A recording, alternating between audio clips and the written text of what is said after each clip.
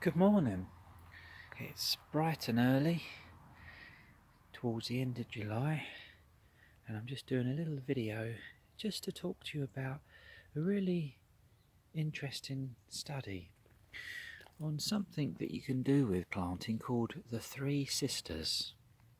The Three Sisters dates back to when America was founded, and the frontiers or the native tribes out in the Americas used to rely on three types of food: beans, which you can see along here, squash, which is there, and corn, or known as sweet corn, which is there.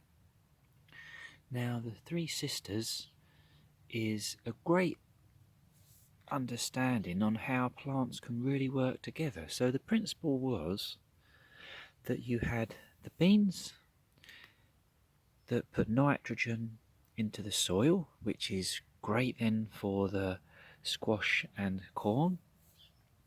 The corn, when it grows up, is used by the beans. As you can see here, it wraps itself around the cane, which it would use going up the sweet corn.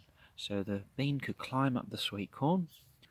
The squash, with its masses of leaves, would be a great ground coverage to keep all the moisture in the soil, acting like a mulch. Relatively speaking, you should probably have them a little bit closer together, but I was just putting those varieties in.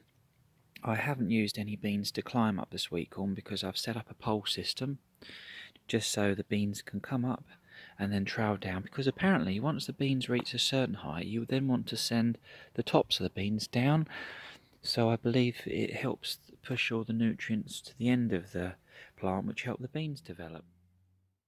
The bean that I'm growing along this row is called Cherokee Trail of Tears. I believe it's an heirloom variety to the Indian tribes that were in the Americas.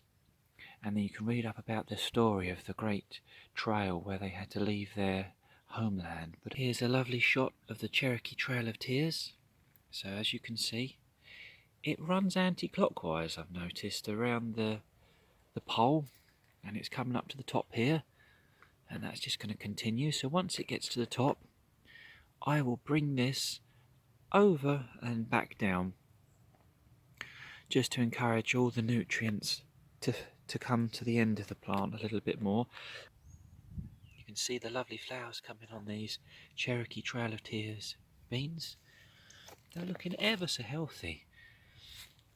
Now, I planted the sweet corn fairly late. I would have liked to got it in early, but we'll see how we do. It's called a variety Earlibird, so hopefully we can get a couple of cobs. This is the blue Hungarian squash. It's getting some lovely leaves, and as you can see, it will keep all the moisture in the ground. And over there, got the lovely candy Georgian squash again. Look at these lovely leaves, all working together. And I'll trail that all around. So it's such a wonderful principle, using three plants together. The beans to climb the sweet corn, to use as a pole. The beans putting nitrogen into the ground, which will help all of the vegetables growing, and then the squash using its lovely leaves to cover the ground, to keep the moisture within the soil. The wonderful use of beans. Not only can you eat the pods, but you can save the beans to dry, and is such a great source of protein. The corn, you can obviously enjoy corn, eating it with butter is a lovely way, but remember you can use the corn for cornbread, and the squashes is such a good product to store over winter. So if times are hard, you think you can store a number of squashes through the winter that will help you out into the early months of the new year. So a wonderful variety of foods that are so crucial, and I think it's something to think about. If we can emulate growing methods of the past, I believe they thrived, and we've really got to review how we look at food to be so thankful for what we have. So have a think about doing this for next year.